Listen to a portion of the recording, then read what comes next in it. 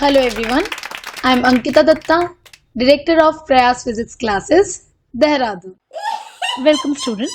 In this video we will be learning to derive an expression for loss of energy in redistribution of charges. Alright? So यहाँ पर let us say कि हमारे पास एक capacitor है C1 जिसको fully charge किया गया to potential difference of V1, यानी कि C1 के दोनों प्लेट्स के अक्रॉस जो पोटेंशियल डिफरेंस है वो V1 का है। तो यहाँ पर जो आपका चार्ज स्टोर्ड हो जाएगा उसको Q1 कह देते हैं, ये हो जाएगा आपका C1 इंटू V1, है ना। एंड लेट अस से कि ये आपका पॉजिटिव प्लेट है और ये साइड वाला जो है वो आपका नेगेटिव प्लेट है। सिमिलरली C2 के केस में क्या हो जाएगा, C2 को जो है चार्ज किया गया है जब तक उसके प्लेट्स के अक्रॉस पोटेंशियल डिफरेंस V2 का ना हो जाए। तो सिमिलरली यहाँ पर भी हम लोग कह सकते हैं कि Q2 जो है वो हो जाएगा आपका C2 इंटू V2, और यहाँ पर भी ये आपका पॉजिटिव प्लेट है और दूसरा वाला आपका नेगेटिव प्लेट है। ऑलराइट, अब यहाँ पर हम लोग क्या करेंगे, इन दोनों कैपेसिटर्स को एक दूसरे के साथ कनेक्ट करेंगे, है ना। दोनों के पॉजिटिव प्लेट्स को एक साथ कनेक्ट करेंगे और दोनों के नेगेटिव प्लेट्स को एक साथ कनेक्ट करेंगे, ठीक है।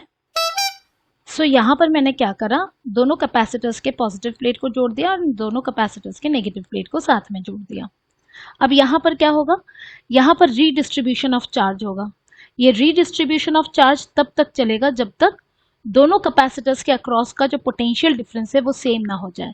और लेट अस से कि जो पोटेंशियल डिफरेंस है दोनों प्लेट्स के अक्रॉस वो V का हो गया। ऑलराइट, तो V हो जाएगा हमारा कॉमन पोटेंशियल, और अब जो चार्ज स्टोर होगा आपका कैपेसिटर्स में वो हम लोग देख लेते हैं।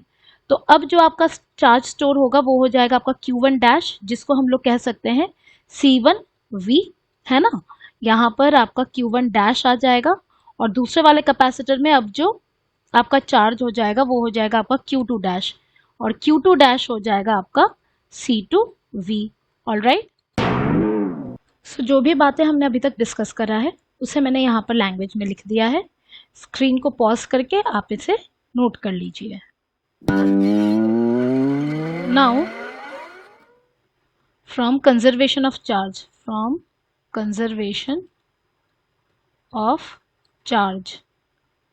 हम लोग क्या कह सकते हैं कि इनिशियली दोनों कैपेसिटर्स के पॉजिटिव प्लेट के पास कितना चार्ज था, Q1 and Q2।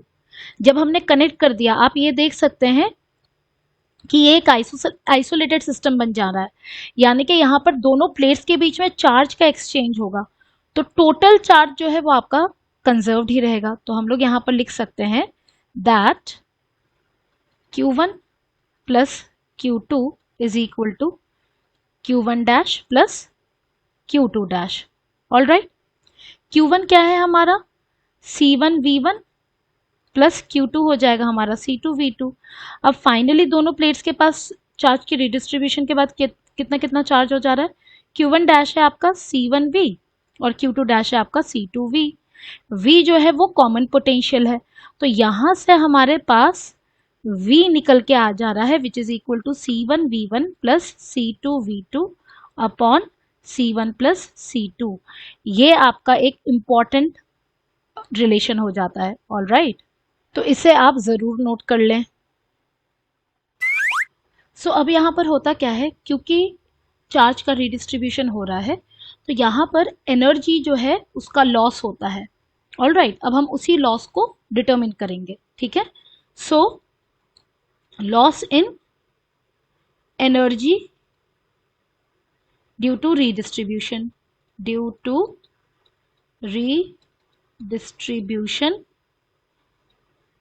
Of charge.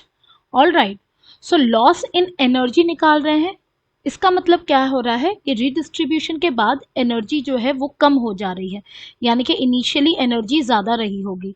इस वजह से हम इसे लिखेंगे एज UI माइनस UF, यानी कि जो इनिशियली हमारा एनर्जी किस फॉर्म में था, दोनों कैपेसिटर्स के साथ पास पोटेंशियल एनर्जी के फॉर्मेट में था, तो U इनिशियल क्या हो जाएगा, जो दोनों कैपेसिटर्स के पास पोटेंशियल एनर्जी था इनिशियली, फिर U फाइनल हो जाएगा रीडिस्ट्रीब्यूशन के बाद जो एनर्जी स्टोर हो गया C1 एंड C2 में।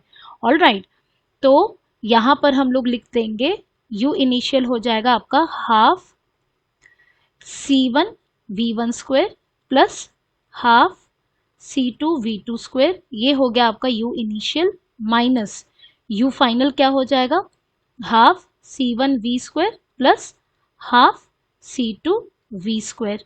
ऑल राइट, सो यहाँ पर जो है हम लोग V को अब रिप्लेस कर देंगे, ठीक है, और U initial minus U final निकाल लेंगे। सो अब ये हमारा क्या हो जाएगा, half C1 V1 square plus half C2 V2 square minus ये यहाँ पर हम लोग हाफ V स्क्वायर को कॉमन निकाल सकते हैं, तो 1/2 V square C1 plus C2। All right, अब V हमारा क्या आ गया था, C1 V1 plus C2 V2 upon C1 plus C2 का होल स्क्वायर, उसे हम यहाँ पर रिप्लेस कर देंगे, तो ये हो जाएगा आपका half C1 V1 square plus half C2 V2 square minus half C1 plus C2 आपका एज इट इज है, और V के बदले में जो है हम लोग लिख देंगे एज, जिस V के बदले में लिख देंगे C1 V1 plus C2 V2 upon C1 plus C2 का होल स्क्वायर, ठीक है।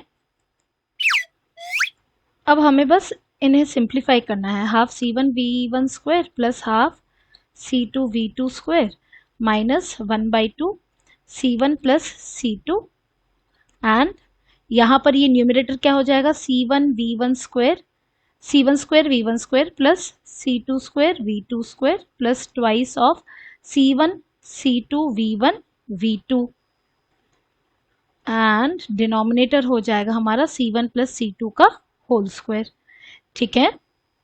सो यहाँ पर एक C1 C2 और डिनोमिनेटर में C1 प्लस C2 का होल स्क्वायर है, तो एक C1 C2 हमारा कैंसिल हो जाएगा।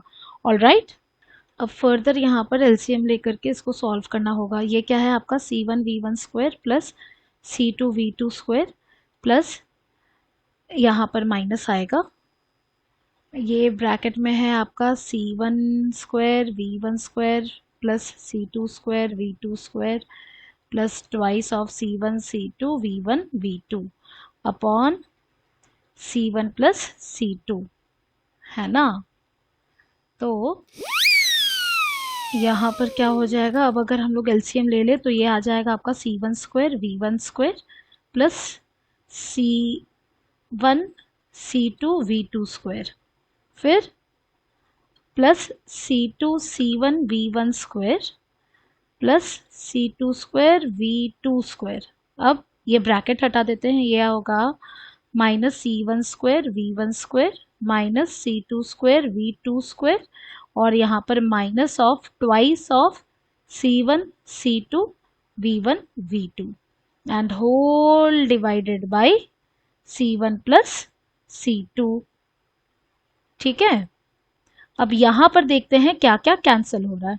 ओके, तो C1 स्क्वायर V1 स्क्वायर और इधर भी है आपका C1 स्क्वायर V1 स्क्वायर, फिर C2 स्क्वायर V2 स्क्वायर, ये भी आपका कैंसिल हो गया।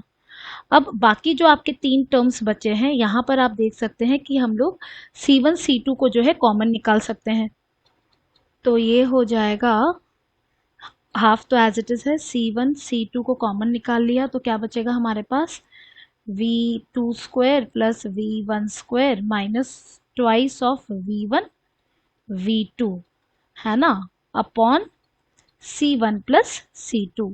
अब यहाँ पर V2 square plus V1 square minus twice of V1 V2 है, इसको हम लोग क्या लिख देंगे, V2 माइनस V1 या फिर V1 माइनस V2 का whole square. All right, so यहाँ पर इसको लिख देंगे as half times C1 C2 upon C1 plus C2, और ये आ जाएगा आपका V1 माइनस V2 का होल स्क्वायर। तो ये हो जाएगा आपका लॉस इन पोटेंशियल एनर्जी का expression. So therefore loss in energy is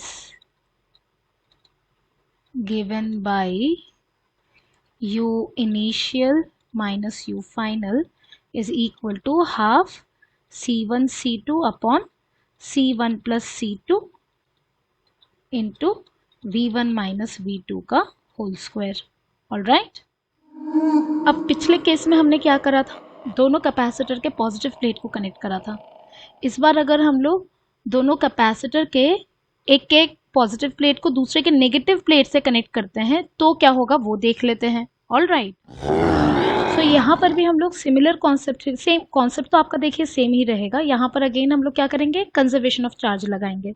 initially in दोनों प्लेट्स के पास टोटल चार्ज कितना है, C1V1 माइनस C2V2, है ना। तो again from conservation of charge क्या हो जाएगा, C1V1 minus C2V2 is equal to, अब लेटर से चार्ज का रिडिस्ट्रीब्यूशन हुआ तब तक जब तक दोनों कैपेसिटर्स के प्लेट्स के अक्रॉस पोटेंशियल डिफरेंस V ना हो जाए। तो अब इन दो प्लेट्स के पास टोटल चार्ज कितना हो जाएगा शेयरिंग के बाद, C1V plus C2V। All right, तो यहां से आपके पास कॉमन पोटेंशियल आ जाएगा V is equal to C1V1 minus C2V2 upon C1 plus C2। ये हो जाएगा आपका expression for common potential. All right, और इस बार हमारा लॉस ऑफ एनर्जी क्या हो जाएगा, U initial minus U final. Initially C1 के पास एनर्जी हो जाएगा हाफ C1V1 स्क्वायर और C2 के पास इनिशियली एनर्जी था हाफ C2V2 स्क्वायर, है ना। तो ये हो गया total energy initially with both the capacitors, minus अब फाइनली एनर्जी कितना हो जाएगा, half C1V square plus half C2V square. और इस बार जो है हम लोग ये जो हमारा V का एक्सप्रेशन आया उसे यहाँ पर V को रिप्लेस कर देंगे, ठीक है। सो यहाँ पर भी जिस तरीके से हमने ऊपर कैलकुलेशन करा था वैसे ही अगर आप यहाँ पर कैलकुलेशन करेंगे तो आपका लॉस इन एनर्जी निकल के आ जाएगा half C1 C2 upon C1 plus C2 times, इस बार यहाँ पर आ जाएगा V1 प्लस V2 का होल स्क्वायर। सो दोनों केसेस में जो हमारा लॉस ऑफ एनर्जी आया उसे आप ध्यान रखिए, है ना। In either of the case हमने सबसे पहले क्या करा, कंजर्वेशन ऑफ चार्ज लगाया, वहां से हमने कॉमन पोटेंशियल निकाला, फिर लॉस इन एनर्जी निकाला। ऑल राइट, आई होप कि आपको ये डेरिवेशन अच्छे से समझ में आया होगा। फिर भी कहीं पर भी अगर आपको दिक्कत फील होती हो तो please feel free to contact me, I will be very happy to help you. Bye bye बच्चों, टेक केयर।